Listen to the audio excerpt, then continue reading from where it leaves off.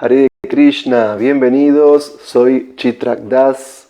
Quiero agradecer a los administradores de esta comunidad del Bhagavad Gita tal como es, especialmente a Vishwamitra Prabhu por la invitación al encuentro de hoy, y asimismo también va mi agradecimiento a toda la comunidad que de manera virtual siempre se encuentra presente en estos encuentros. Hoy es un día muy importante.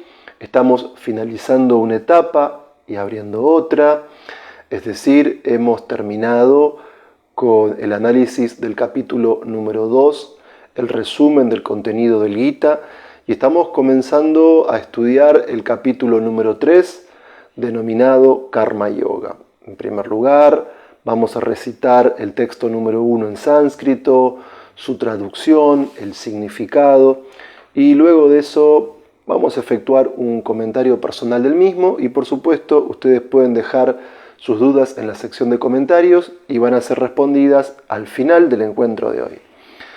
Om Namo Bhagavate Vasudevaya.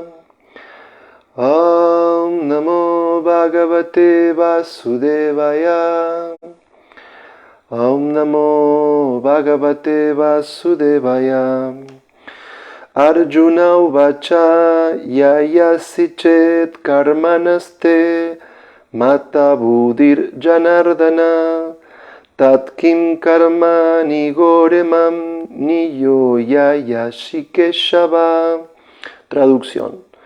Arjuna dijo: oh Janardan o Keshava, si consideras que la inteligencia es mejor que el trabajo fruitivo, ¿por qué quieres hacerme participar en esta horrible guerra?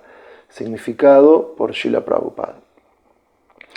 En el capítulo anterior, la suprema personalidad de Dios, Sri Krishna, ha descrito muy minuciosamente la constitución del alma con miras a salvar a su amigo Arjuna del océano de la aflicción material. Y se ha recomendado el sendero de la comprensión cabal, Buddhi Yoga o el cultivo de conciencia de Krishna. Algunas veces se cree erróneamente que el proceso de conciencia de Krishna es inercia y a menudo aquel que así lo cree se retira a un lugar solitario para volverse plenamente consciente de Krishna mediante el canto del santo nombre de Krishna. Mas si no se está adiestrado en la filosofía del proceso de conciencia de Krishna, no es recomendable ir a cantar el santo nombre de Krishna en un lugar apartado en el que probablemente uno solo obtenga la adoración fácil de un público inocente. Arjuna también creyó que el proceso de conciencia de Krishna o Buddhi Yoga o la inteligencia aplicada al adelanto espiritual del conocimiento era algo así como retirarse de la vida activa y dedicarse a la práctica de penitencias y austeridades en un lugar apartado. En otras palabras, usando como excusa el proceso de conciencia de Krishna, estaba tratando hábilmente de evitar tener que pelear. Pero como era un alumno sincero, le planteó el asunto a su maestro y le preguntó a Krishna cuál era la mejor manera de obrar. La respuesta a eso, en este tercer capítulo, el señor Krishna explicó muy minuciosamente el Karma Yoga o el trabajo con conciencia de Krishna. Arjuna uvacha yayasi chet karmanaste mata budir janardana tat kim karma nigoremam Niyo yayasi Keshava. Arjuna dijo: oh Janardan, oh Keshava, si consideras que la inteligencia es mejor que el trabajo fruitivo, ¿por qué quieres hacerme participar en esta horrible guerra? Namam Vishnu Padaya Krishna Prestaya Bhutale Srimate Hanumat Prasakswaminiti Namine Vancha Kalpataruvyascha Kripa Sindhuvya Vacha Patitanam Pavanebhyo Vaishnavebhyo Namo Namaha. Bien, nuevamente, bienvenidos. Estamos finalizando el análisis del capítulo 2 del Bhagavad Gita, comenzando el estudio del capítulo número 3, que como mencionaba previamente se denomina Karma Yoga, y a diferencia del capítulo número 1, observando los ejércitos en el campo de batalla de Kurukshetra, a diferencia del capítulo número 2, resumen del contenido del Gita, este capítulo 3, Karma Yoga, comienza específicamente por una duda. Este capítulo número 3 inicia con una pregunta que Arjuna efectúa a Krishna. porque en un punto Arjuna siente que las enseñanzas que Krishna le dio durante lo largo del capítulo número 2, a él como guerrero le resultaban ambiguas, no le resultaban claras las instrucciones de Krishna, y realmente él plantea una duda, plantea una pregunta, la cual tiene un valor muy grande porque da lugar a que a lo largo del capítulo 3 Krishna pueda explicar cómo nuestras acciones pueden convertirse en un vínculo con la divinidad. Es decir, todos nosotros en el plano material, en el plano espiritual, somos activos. Tenemos la tendencia a llevar a cabo diferentes trabajos, diferentes actividades, y sobre todo en el plano material, mentalmente o físicamente, siempre estamos activos. El punto es que las dudas y las preguntas que Arjuna plantea a Krishna en este capítulo 3 dan lugar a que podamos comprender un tipo de filosofía por la cual nuestras acciones, nuestras actividades, nuestros deberes se vuelven yoga, es decir, se vuelven una forma de establecer una relación, un vínculo, un contacto entre el ser individual, el alma espiritual y el ser supremo, Krishna. Las dudas, las preguntas que Arjuna plantea a Krishna en este capítulo también dan lugar a que podamos comprender la filosofía del sacrificio, la importancia de llevar a cabo trabajos, actividades y acciones como una especie de ofrenda, una especie de sacrificio para el placer del supremo disfrutador de todo sacrificio y austeridad, que es Krishna mismo. Y también estas dudas y estas preguntas de Arjuna dan lugar a que una vez que comprendimos que nuestras acciones pueden convertirse en yoga y vincularnos con Krishna, una vez que comprendemos la importancia del yagya, del sacrificio en honor de la suprema personalidad de Dios, en aquel que actúa en este plano de conciencia espiritual, de conciencia divina, se desarrollan virtudes, se desarrollan cualidades que ennoblecen el carácter de un trascendentalista, de un karma yogi.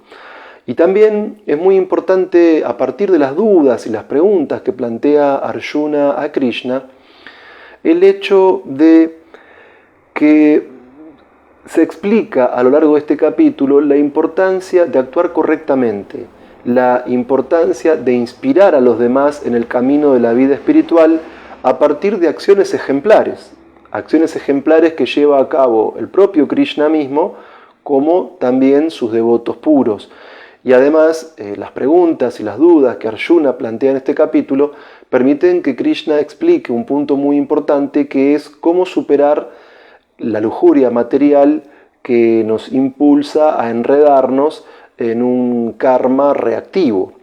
Entonces, el Bhagavad Gita, podemos decir, efectuando una síntesis demasiado extrema, es un texto que busca revivir nuestro Sanatan Dharma. Entonces, esto nos lleva a analizar el término sánscrito Dharma. Esta palabra es altamente polisémica y puede ser traducida de diversas maneras. Por un lado, ya que el Bhagavad Gita busca restablecer nuestro Sanatan Dharma, tenemos que intentar esclarecer cuál es el sentido semántico del término Dharma, es decir, qué significa esta palabra, y ver cómo nos encontramos con diferentes acepciones del término Dharma y cómo estas diferentes acepciones dan lugar a diferentes prácticas dentro de la vida espiritual. Por un lado, el término Dharma puede ser traducido como religión. Todos sabemos que en nuestro planeta existen diferentes tipos de procesos religiosos y obviamente todos esos procesos no son totalmente idénticos en todos los detalles puntuales, porque hay diferentes procesos religiosos que tienen que ver con una determinada yuga, una determinada era en la que se manifiesta. Hay procesos religiosos que tienen que ver con el momento histórico en el cual son revelados. Hay movimientos religiosos que tienen que ver con el grupo cultural al que van dirigidos. Y por eso no podemos pretender que todas las religiones tengan exactamente las mismas características en los aspectos más puntuales o de detalle. Pero si estudiamos las grandes religiones reveladas del mundo, podemos ver que, a pesar de que no coinciden en todos los detalles puntuales, aún así las religiones analizadas y comparadas unas con otras nos permite comprender que hay ciertos comunes denominadores que se repiten. Aunque no todas las religiones sean idénticas entre sí en los aspectos externos, aún así vamos a ver que diferentes religiones del mundo, que fueron reveladas en diferentes momentos históricos, van a compartir ciertos rasgos comunes que se manifiestan en muchas de ellas de manera obviamente constante, pero cada una de ellas tiene su adaptación particular a estos rasgos. Por un lado, toda religión tiene un conjunto de creencias metafísicas. Es decir, la religión, si traducimos la palabra Dharma como religión, el proceso religioso implica aceptar la existencia de algo que en principio está más allá de la captación de los sentidos. Como por ejemplo que el mundo material o los mundos materiales tienen una causa. Que dentro del cuerpo material hay un principio que da conciencia, el alma. El alma o Dios no son entidades que sean directamente perceptibles con los sentidos materiales. Nuestros sentidos materiales en la existencia condicionada están contaminados por la materia. Y de ahí que nuestros sentidos no pueden revelarnos la totalidad de los seres existentes. Nuestros sentidos son importantes para conocer, pero hasta cierto límite. Nuestros sentidos no operan en todos por igual. En mi caso, para ver bien tengo que usar lentes, y hay personas que tienen una completa salud visual. Entonces, los seres humanos perciben cierta realidad de una manera, mientras que los animales la captan de otra. Es decir, hay animales que tienen más desarrollado el olfato, hay otro tipo de animales que tienen más desarrollada la vista, hay seres humanos que pueden moverse con total normalidad, hay personas que tienen la movilidad limitada, la audición limitada, la visión limitada, el tacto o el gusto limitado. Es decir, con nuestros sentidos no podemos captar la totalidad de la realidad existente. Y sin embargo, las religiones plantean dentro de sus creencias metafísicas que hay entidades, que hay seres, generalmente espirituales, que están más allá de nuestra percepción sensorial.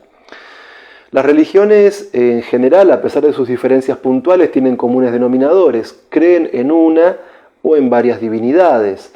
Por ejemplo, hay religiones que son animistas, que creen que en todo lo que nos rodea hay algún principio activo o algún espíritu que lo mueve, en las plantas, en los animales, en las montañas, mientras que hay religiones que son panteístas, que creen que el cosmos es la divinidad, que la naturaleza es la divinidad.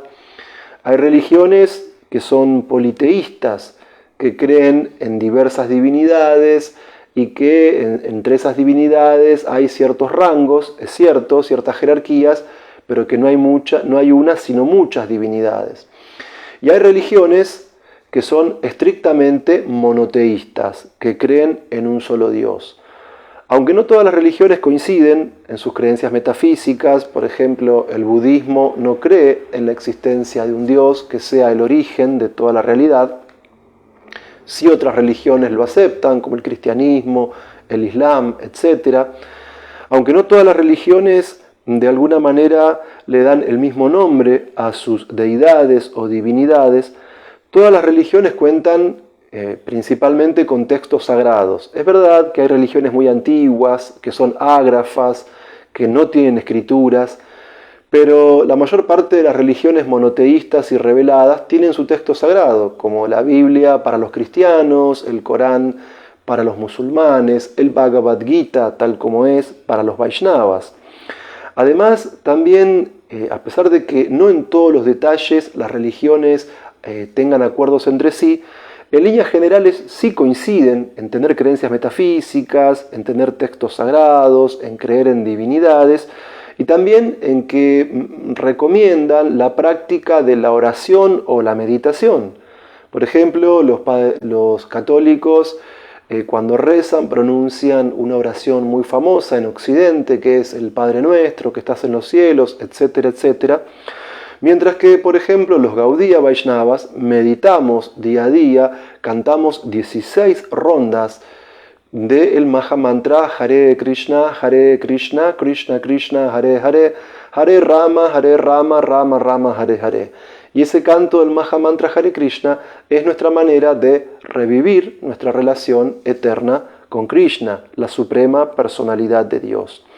Además, aunque según el momento histórico en que fueron reveladas o según la cultura a la que van dirigidas, las religiones puedan tener ciertas diferencias, aún así todas ellas coinciden en tener líderes espirituales, grandes personalidades que son muy importantes dentro de sus conjuntos de creencias, como por ejemplo Jesucristo para los diferentes grupos católicos o cristianos o protestantes, la gran figura de Mahoma o Muhammad para el Islam y para los Gaudiya Vaishnavas específicamente el fundador y acharya de ISKCON, A.C. Bhaktivedanta Swami Prabhupada.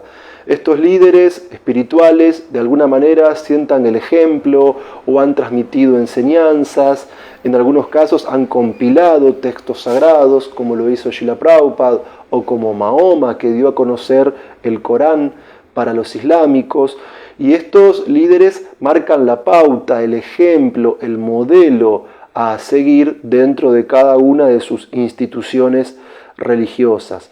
Pero además también las grandes religiones del mundo tienen la característica de conmemorar ciertas fechas durante el año dentro de su calendario sagrado, como por ejemplo la Navidad o las Pascuas para los cristianos, o por ejemplo como los Gaudiya Vaishnavas hace muy poco han celebrado el Nityananda Trayodasi o el Gaura Purnima, Janmastami, Radhastami, etc.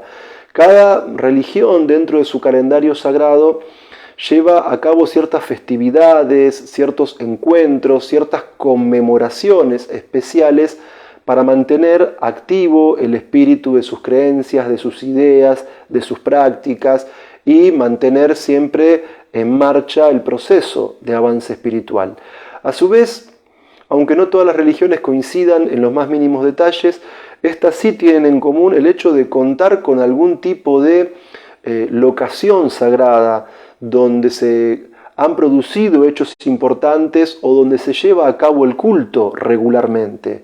Los Gaudiyas Vaishnavas poseen templos, los cristianos poseen iglesias, los musulmanes poseen mezquitas, pero asimismo también hay lugares importantes de peregrinaje, como por ejemplo la Meca en Arabia Saudita para los musulmanes, o lugares como Brindavan o Mayapur para los Gaudiyas Vaishnavas. Especialmente Brindavan es un lugar muy importante, fundamental, esencial en el Gaudiya Vaishnavismo porque es el lugar donde Krishna y Balaram llevaron a cabo sus pasatiempos con los pastorcillos y pastorcillas de vacas hace más de 5.000 años, y específicamente es en Brindavan donde Krishna tuvo sus tratos con las gopis, con Srimati Radharani. Es el lugar donde se llevó a cabo la danza rasa. Brindavan es un lugar muy importante de peregrinaje para toda la comunidad Gaudiya Vaishnava, porque naturalmente en Brindavan todo evoca a Krishna. En Brindavan hay muchos templos, hay muchos Vaishnavas, escuchamos el nombre de Radha, escuchamos el nombre de Krishna. Toda la atmósfera está sobrecargada de conciencia espiritual y uno mismo también eleva su conciencia al peregrinar por lugares sagrados como Brindavan, o también uno mismo eleva su conciencia al asistir regularmente a nuestros templos, a los templos Vaishnavas que están distribuidos a lo largo de todo el planeta. Entonces, también las religiones, a pesar de sus diferencias, tienen puntos en común como determinadas relaciones de jerarquía. Por ejemplo, en una iglesia uno puede encontrarse con Los miembros de la congregación pueden encontrarse con diáconos, con los sacerdotes, y luego hay obispos y cardenales, hasta llegar al Papa. Y dentro de la Sociedad Internacional para la Conciencia de Krishna tenemos una comunidad donde hay devotos que tienen primera iniciación o iniciación Harinam, hay devotos que tienen segunda iniciación, que son brahmanas y que ofician la adoración de la deidad en los templos, que llevan a cabo diferentes samskaras, ceremonias, sacrificios. Nos encontramos también con autoridades como las comisiones, presidentes de templo, hasta llegar al nivel de GBC. Y todas las religiones tienen sus diferentes formas de estructura social y organización, pero además de tener ciertas creencias en entidades o en seres que están más allá de la percepción sensorial, además de aceptar la existencia de una o más deidades, además de tener textos sagrados, líderes espirituales, formas de meditación u oración, además de tener un calendario religioso, un lugar de culto o de peregrinaje, ciertas jerarquías o estructuras sociales, las religiones tienen ciertos conjuntos de prácticas espirituales, ciertos tipos de norma de conducta. Y este punto es muy importante. El fundador y acharya de ISKCON, Srila Prabhupada, estableció un estándar en el que día a día cantamos 16 rondas del Mahamantra Hare Krishna y donde seguimos 4 principios regulativos que nos permiten mantener el entusiasmo y la pureza en la práctica espiritual. Entonces, además de todo lo anterior, además de que la palabra Dharma puede ser traducida como religión, y además de que existen muchas religiones en nuestro planeta, y aunque todas esas religiones tienen distintos aspectos puntuales, hay comunes denominadores que son compartidos y que obviamente esos comunes denominadores son desarrollados por cada religión según sus propias posturas culturales y de dogma y todo lo demás. La religión está muy relacionada con la creencia. Es decir, la creencia tiene que ver con un conjunto de juicios, con un conjunto de afirmaciones que se dan como verdaderas. Es decir, también las religiones cuentan con cierta metodología para comprobar esas afirmaciones. En el movimiento de conciencia de Krishna se acepta como verdadero aquello que está respaldado por el maestro espiritual, por las escrituras reveladas y por las personas santas. Es decir, en conciencia de Krishna, cuando queremos establecer algún punto de nuestra doctrina, en conciencia de Krishna, cuando queremos comprender alguna verdad acerca de la vida espiritual, recurrimos al Guru, Sadhu y Shastra, porque en eso consiste nuestra metodología de esclarecimiento de la verdad.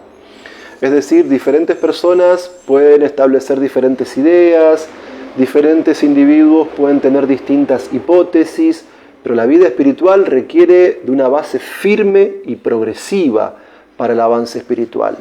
Y es por eso que aquello que consideramos como correcto y como verdadero en conciencia de Krishna debe estar respaldado por las enseñanzas del maestro espiritual, por aquello que leemos en textos como el Bhagavad Gita o el Srimad Bhagavatam, y por las enseñanzas que recibimos de los sadhus, de los Vaishnavas, que forman también parte de la cadena de sucesión discipular. Además, todas las grandes religiones tienen determinados juicios de valor. Es decir, hay religiones que distinguen lo correcto de lo incorrecto, lo moral de lo inmoral. Dentro del Gaudiya Vaishnavismo hay una serie de principios, de valores que son muy importantes, como por ejemplo la limpieza, la veracidad, la misericordia. Son principios que de alguna manera están presentes en lo que Srila Prabhupada denominaba principios regulativos. El hecho de no comer carne, ni huevo, ni pescados, el hecho de no tomar drogas, ni intoxicantes, ni consumir alcohol, el hecho de no practicar juegos de azar y también el punto muy importante de evitar el sexo ilícito. Entonces, estos principios regulativos son la base de nuestros juicios de valor y nos permiten de alguna manera detener las actividades nocivas que frenan nuestro avance espiritual. Es decir, el poder practicar consciente y voluntariamente los principios regulativos, eso nos permite mantenernos libres de actividades degradantes. Eso nos permite, de alguna manera, potenciar el entusiasmo en la práctica espiritual, sobre todo en el aspecto central de nuestro sadhana bhakti, que es el canto de las 16 rondas del Mahamantra Hare Krishna. Esa combinación de cantar 16 rondas del Mahamantra Hare Krishna y seguir los principios regulativos permite que el avance espiritual sea consciente, sea fluido y también sea bienaventurado. Sobre todo cuando tenemos Sadhu Sangha, la compañía de Vaishnavas, todo esto genera un impulso, una fuerza, una energía, un entusiasmo para comprometernos con nuestro avance espiritual. Además de que las grandes religiones tienen diferentes juicios o afirmaciones metafísicas, además de que las religiones tienen cierta metodología para saber qué es lo correcto dentro de las reglas de juego de sus creencias religiosas, además de que todas las religiones cuentan con juicios de valor, decíamos recién los 4 principios regulativos de los Gaudiya Vaishnavas, o por ejemplo los católicos que plantean la idea de no robar, no matar, etc. También las grandes religiones tienen conceptos que son fundamentales, qué es la materia, qué es el espíritu, qué es el cuerpo, qué es el alma, en cuanto a los aspectos de la verdad absoluta, qué es Brahman, qué es Paramatma, qué es Bhagavan. Es decir, dentro de las religiones los conceptos ocupan un lugar muy importante porque permiten una comprensión y un esclarecimiento de las creencias. Y ese punto es fundamental. Uno tiene que entender qué es lo que está haciendo, uno tiene que saber qué es lo que está siguiendo. Y también las religiones tienen enunciados de observación, es decir, enunciados, afirmaciones que dicen cómo sucedieron tales o cuales cosas. Por ejemplo, en el Bhagavad Gita capítulo 10, Krishna dice: yo soy la fuente de los mundos materiales y espirituales. Y los sabios que saben esto perfectamente me adoran con todo su corazón. Es decir, ahí nos encontramos con un enunciado observacional, en el sentido que a partir de Krishna, como causa metafísica de la realidad espiritual y material, podemos comprender el origen del mundo que nos rodea. En el Antiguo Testamento se afirma que Dios en tal día creó una cosa, en tal día creó otra y que finalmente descansó. A eso nos referimos con enunciados observacionales. Y también todas las religiones tienen predicciones. Los cristianos creen que va a haber en determinado punto un juicio final. Dentro del Bhagavad Gita, Krishna predice que si uno deja el cuerpo bajo la influencia de la modalidad de la bondad, asciende a planetas superiores, celestiales, de los grandes sabios. Si uno deja el cuerpo en la modalidad de la pasión, nace entre las especies que llevan a cabo actividades fruitivas, como el ser humano. Y si uno muere en la modalidad de la ignorancia, tiene que degradarse o descender a formas infrahumanas, como la de los animales y todo eso. Este capítulo número 3 del Bhagavad Gita comienza con dudas y con preguntas que Arjuna plantea a Krishna. Entonces, si traducimos la palabra Dharma como religión, que no es la única forma de traducirla, pero sí es una acepción usualmente utilizada, entonces vemos que las religiones tienen ciertas estructuras en cuanto a creencias, deidades, líderes, textos sagrados, oraciones, acontecimientos religiosos, espacio sagrado, estructura social o jerárquica, normas de conducta apropiada, etc. Y que la religión también tiene ciertas creencias, como afirmaciones metafísicas, método de comprobación de las afirmaciones, juicios de valor, definiciones y conceptos, enunciados de observación y predicciones. Pero como Arjuna, en el capítulo 3, texto 1 del Bhagavad Gita, está planteando una duda, una pregunta a Krishna, también es importante que evaluemos qué lugar tiene la duda dentro de la religión. Es decir, cómo es evaluado el proceso de dudar dentro de las distintas comunidades religiosas y qué aspectos o qué valor se le asigna a la duda dentro de la religión. Entonces, aunque pueda haber una respuesta muy amplia respecto de este punto, podemos reducir todo a dos posturas fundamentales.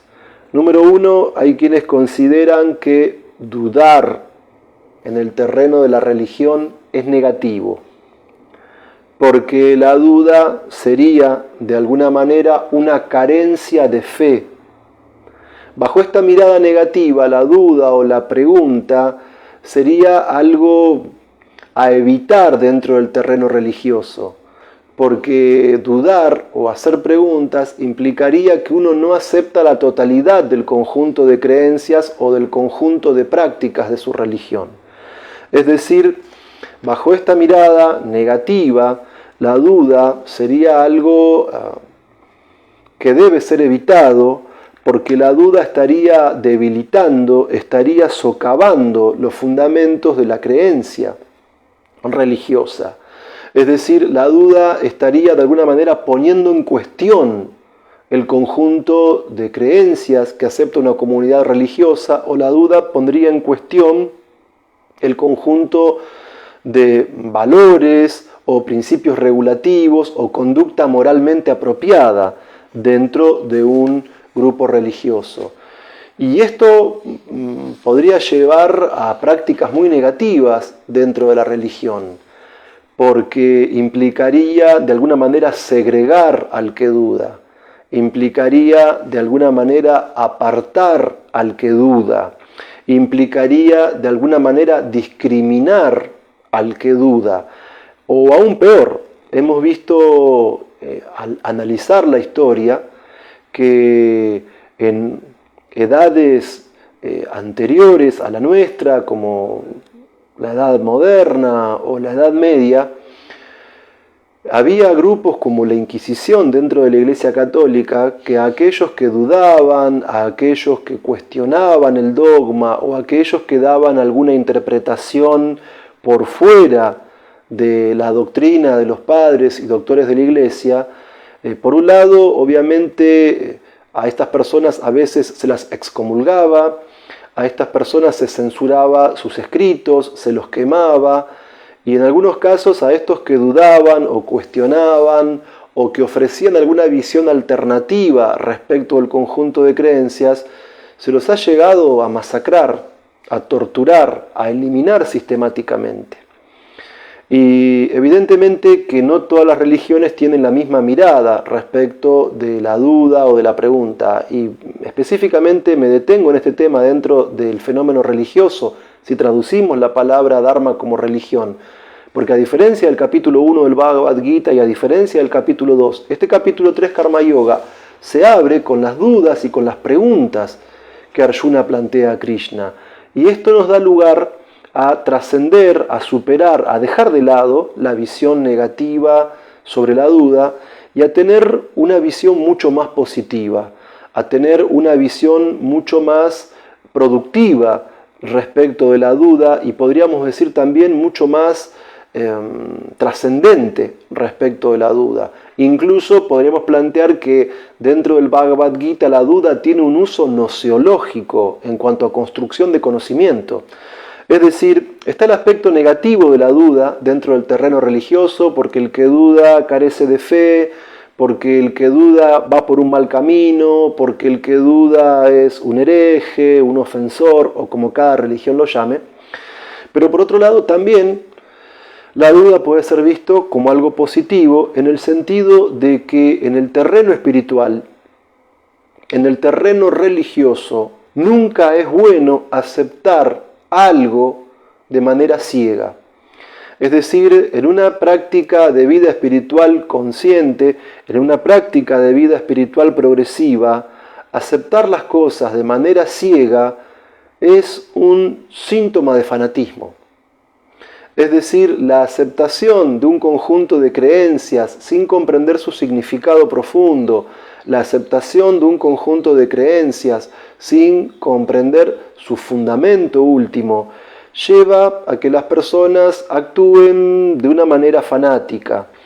Y los fanáticos son individuos fácilmente manipulables. Como el fanático no tiene un conocimiento claro, como el fanático no tiene un conocimiento sólido, entonces básicamente se lo puede coaccionar, se lo puede manipular, se lo puede utilizar y se vuelve en carne de cañón. Entonces, Srila Prabhupada decía que la duda es síntoma de inteligencia. Es decir, una persona inteligente no acepta nada de manera automática. Una persona inteligente no acepta nada de forma dogmática. Una persona inteligente no acepta nada de manera ciega. Es más, un ejemplo de esto lo podemos encontrar en el primer encuentro que Srila Prabhupada tuvo en su juventud con su maestro espiritual Srila Bhaktisiddhanta Sarasvati Goswami Maharaj.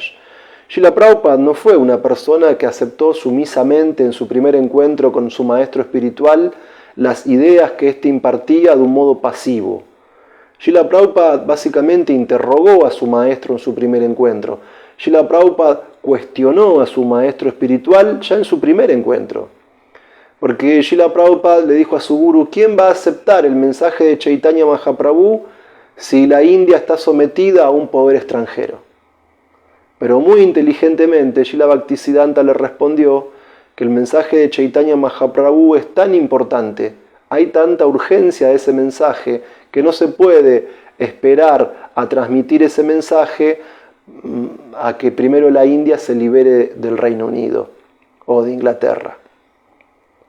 Entonces, el mismo Srila Prabhupada cuestionó a su maestro espiritual en su primer encuentro, porque en el terreno de la vida espiritual no es bueno aceptar nada ciegamente. Quien acepta algo ciegamente es un fanático. Los fanáticos son fácilmente manipulables. Dudar es un signo de inteligencia, porque la persona que es indagadora en la vida espiritual, la persona que está buscando un conocimiento del absoluto con determinación en la vida espiritual, al dudar lo que hace es analizar las creencias con más detenimiento. El que intenta avanzar de un modo consciente en la vida espiritual, aquel que no reduce la vida espiritual a un conjunto de rituales vacíos, aquel que no reduce la vida espiritual a un conjunto de prácticas socialmente impuestas por los padres, aquel que no reduce la vida espiritual a un conjunto de tradiciones obsoletas, sino que aquel que comprende que no somos el cuerpo material, aquel que comprende que somos almas espirituales, aquel que comprende que como almas espirituales tenemos la necesidad de restablecer nuestra relación con Krishna y que para eso es fundamental dos grandes pilares: la devoción que tiene como punto de partida el conocimiento trascendental. Devoción pura y conocimiento trascendental son la combinación idónea y perfecta para un avance espiritual sólido y progresivo. Entonces, el que es inteligente, el indagador, el que busca conocimiento acerca del absoluto, duda, pero de manera metódica. No es que practica una duda escéptica, no es que no cree en nada, no es que pone todo en tela de juicio, no es que no acepta nada, sino que busca aceptar algo cuando eso que analiza está debidamente comprobado. Cuando eso que analiza puede ser comprendido en sus fundamentos, con coherencia, con lógica, con buenos argumentos, con citas yástricas, haciendo referencia a Guru, Sadhu y Shastra.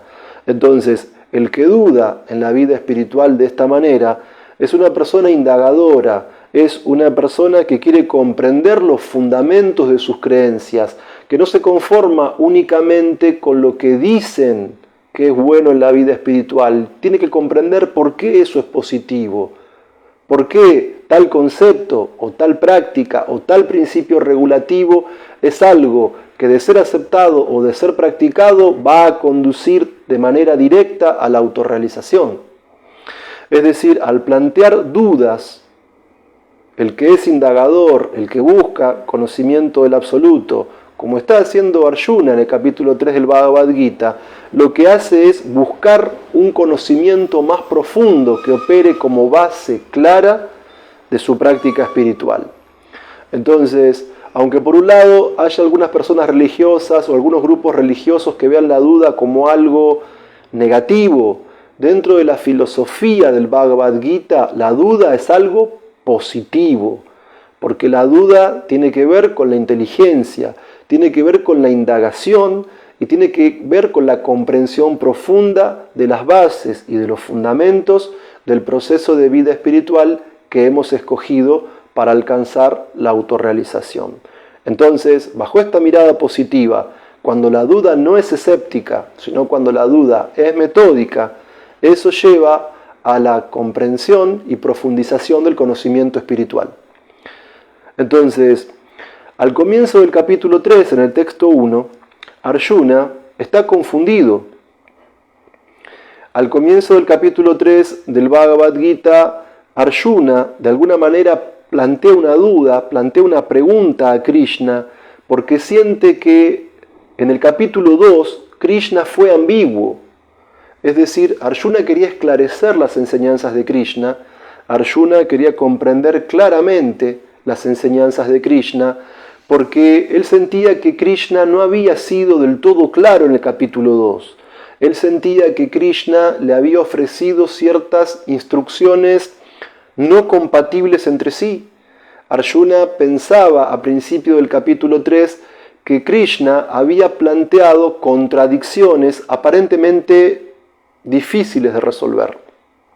Y por eso es que como buen discípulo, como buen alumno, él acude a su maestro espiritual a través de las dudas y las preguntas para que aclare exactamente el sentido de sus instrucciones. Es decir, Arjuna sentía que Krishna no había sido del todo claro, Arjuna sentía que Krishna había sido contradictorio, Arjuna sentía que Krishna había sido ambiguo en el capítulo 2 por dos grandes motivos. Número uno, porque Krishna le dijo, ni tú ni todos estos reyes, hubo un momento en que no existiéramos y en ningún momento dejaremos de existir. Y porque Krishna le dijo, así como en este cuerpo el alma encarnada pasa de la niñez a la juventud y luego a la vejez, y al momento de la muerte el alma pasa a otro cuerpo y la persona sensata no se confunde ante ese cambio.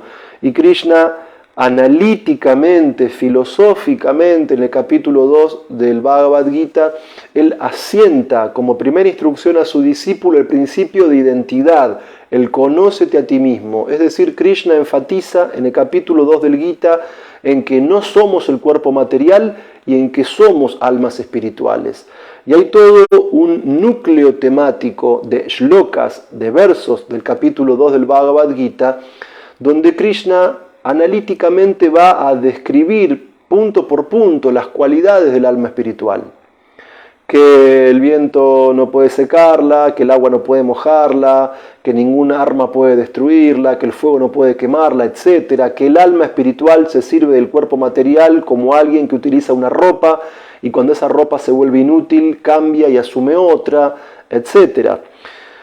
Y obviamente sobre la base de que no somos el cuerpo material sino almas espirituales, que el alma es divina y eterna, Krishna también le recomienda a Arjuna que se libere de los mandatos fruitivos de los Vedas, que busque la trascendencia, que busque la liberación, que se sitúe en la práctica del yoga.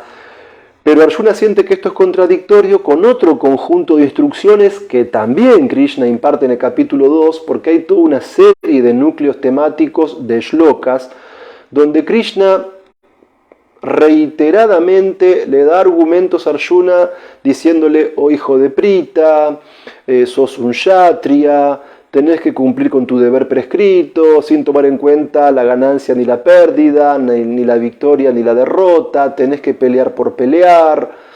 Entonces Arjuna se siente al principio del capítulo 3 confundido, por eso duda, por eso pregunta.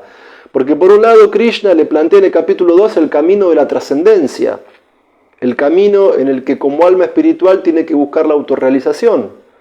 Pero por otro lado Krishna le está diciendo a Arjuna, vos sos guerrero y tu naturaleza es que tenés que cumplir tu deber en el campo de batalla.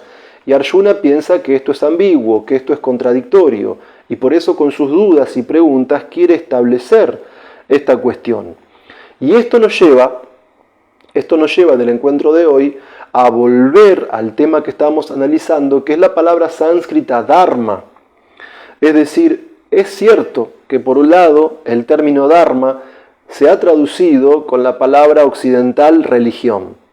Y como vimos previamente, las religiones tienen estructuras organizativas, donde hay ciertas creencias metafísicas, donde hay cierta aceptación de deidades, de líderes religiosos, de espacios sagrados, estructuras jerárquicas, de comportamientos adecuados, donde hay creencias, donde hay métodos para verificar la corrección de las creencias y todo lo demás, vimos que las religiones, algunas religiones o algunas personas religiosas tienen una valoración negativa de la duda, porque la duda sería falta de fe o sería un factor que erosiona los fundamentos de los dogmas religiosos, mientras que en el Bhagavad Gita vemos que la duda es un factor constitutivo dentro de nuestro texto sagrado, porque vemos varios capítulos, comenzando por el número 3, Karma Yoga, donde Arjuna busca ampliar su conocimiento de las instrucciones de Krishna planteando dudas y preguntas.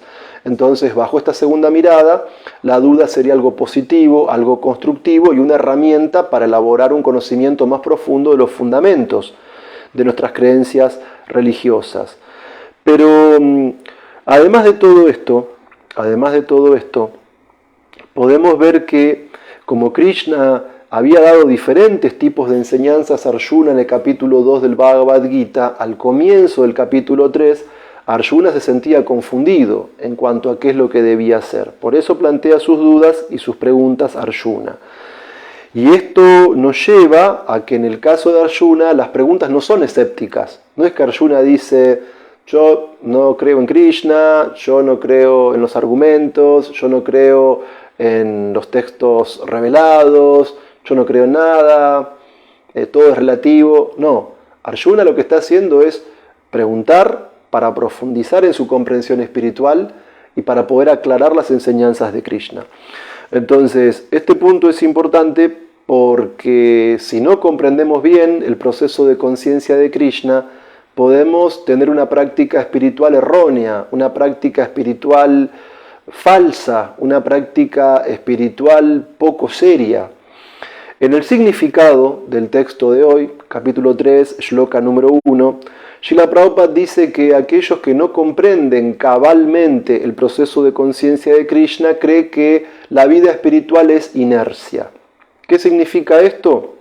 Hay personas inmaduras en su comprensión filosófica de la vida espiritual que creen que ser un espiritualista serio es abandonar la familia, abandonar el trabajo, abandonar nuestros deberes sociales, irnos artificialmente a algún lugar solitario para autoiluminarnos cantando Hare Krishna.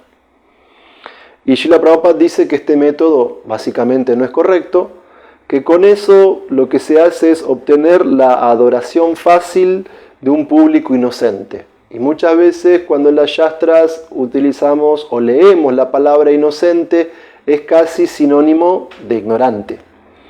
Es decir, la renuncia artificial, la inercia, no es la forma idónea de avanzar espiritualmente en conciencia de Krishna. En realidad, interpretar la vida espiritual como inercia, explica Srila Prabhupada en el significado, es solamente una excusa para que uno deje de cumplir con su deber.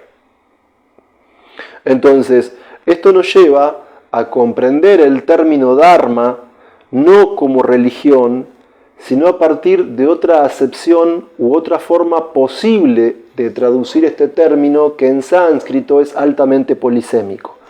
Y básicamente, en la introducción del Bhagavad Gita tal como es, Srila Prabhupada traduce la palabra Dharma literalmente como aquello que existe constantemente con un objeto en particular.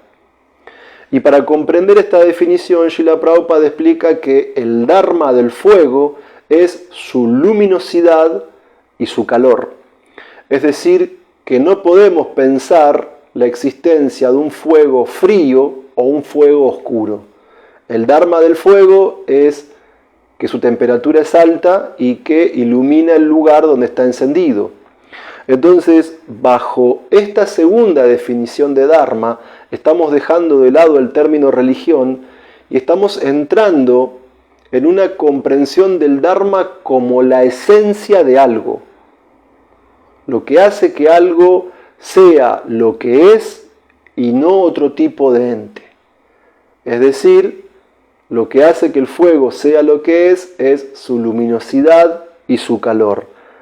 porque Dharma es aquello que existe constantemente con un objeto en particular.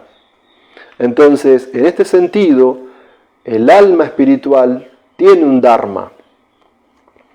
En este sentido, las religiones, como las conocemos históricamente, tienen que ver con un conjunto de estructuras, con un conjunto de creencias, con un conjunto de prácticas, pero las religiones pueden cambiarse. Podemos ver que un cristiano puede volverse musulmán, podemos ver que un musulmán puede volverse hindú.